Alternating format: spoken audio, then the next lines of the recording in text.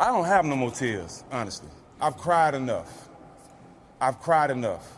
I'm here for one reason, for my brother's honor. He was murdered in broad daylight for the world to see. We, as black men, we've seen a lot of stuff as far as murders and people being taken from us, right? Yes, sir. True. But now, not only it's been seen by us and our brothers, but it's been seen by our children now. Yeah. So I'm sitting there watching this, and my daughter tells me, Dad, I can't leave you. Because I seen what happened to your friend. And I think you need me. My daughter's 6 years old. Oh my God. For my daughter to see that and tell me that I need her at 6, imagine what the pain and the frustration is in my mind right now. Stephen A. Smith joins us now live. And Stephen A., I know you're on a scheduled vacation this week, so I appreciate you coming on to give us your perspective. Riots taking over the city of Minneapolis over the last couple of days. Today, we finally saw the police officer, Derek Chauvin, that was fired. Finally, he was arrested. What's your reaction, Stephen A., to everything? Well, first of all, I want to take a moment to send my condolences to George Floyd's family. Stephen Jackson, somebody we all know. We work with him here. He's been a contributor with ESPN. Is doing a great job with his podcast with Matt Barnes, All the Smoke. We know how authentic and real he is. And his emotions are not fake. They definitely come from a real place. And I think that he speaks on behalf of African Americans everywhere, and not just African Americans, but any decent, God-fearing human being that witnessed what we witnessed. And I think we have to take these things into consideration and just crystallize what the moment entailed. You have a police officer with his knee on the neck of this black man who is handcuffed. He has him on his knee on his neck for over 8 minutes. 2.5 of those minutes was after there was no response from George Floyd. And what you don't see in that particular video, but another video from across the street, was just displayed over other cable networks, was 2 of the 3 other officers were literally kneeling on his leg.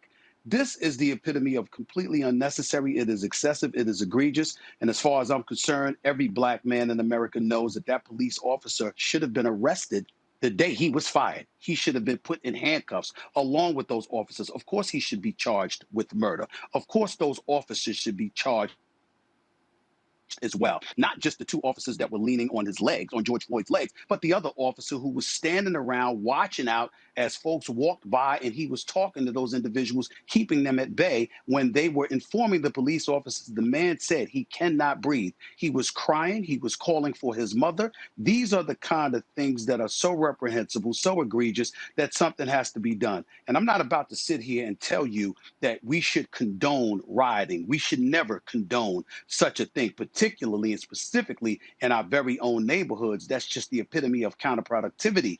But in the end, you can certainly understand where the frustration emanates from. Remember, in 2014, Sage, you had NBA players walking around with "I Can't Breathe" T-shirts, courtesy of Eric Garner, the Staten Island man that was choked to death outside of a grocery store by a police officer who ultimately was acquitted, if I remember correctly. Remember, in 2017, Philando Castile in Minnesota, he was shot 7 times by a police officer sitting in the passenger seat of a car with a 4-year-old child in the backseat and his girlfriend right beside him. He was unarmed, but he had informed the police officer that he had a firearm in the glove compartment or in the car, but hadn't reached for it, informed the police officer that he had it, and the police officer still screamed at him, "Don't reach for it," and then shot him 7 different times. These are the kind of things that African-American athletes who come from destitute and deprived backgrounds, who come from poverty-stricken neighborhoods. These are the people they communicate with. They don't just come from these neighborhoods. We grew up in these neighborhoods, not just athletes, but sports commentators and reporters like myself. We grew up in the streets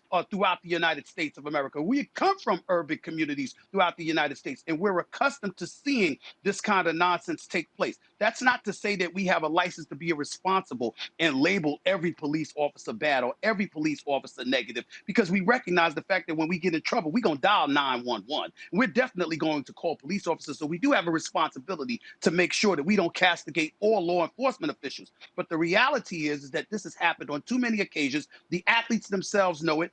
Their friends, their family members, their loved ones know it, which is why the LeBron James, the Steph Currys of the world feel compelled to speak out. And as a result of sports being the gorgeous mosaic that it is, where white and black and people from all different races and ethnic and cultural backgrounds come together, it's why they can understand the Carson Wentz of the world, the Steve Kerrs of the world, the Stan Van Gundy's of the world, the Tom Brady's of the world, and others. They understand to some degree where all of this is coming from because they share the same locker room. Something has to be done. And in my opinion, in this specific incident, a lot could have been avoided if the police officer was arrested the moment he was fired. If you had enough evidence to fire him, you had enough evidence to arrest him on the spot before those riots took place. They're taking place, whether we agree with it or not, they're taking place because an African-American, a disenfranchised community is trying to give a voice and give a face and give potency to the fact that we are treated differently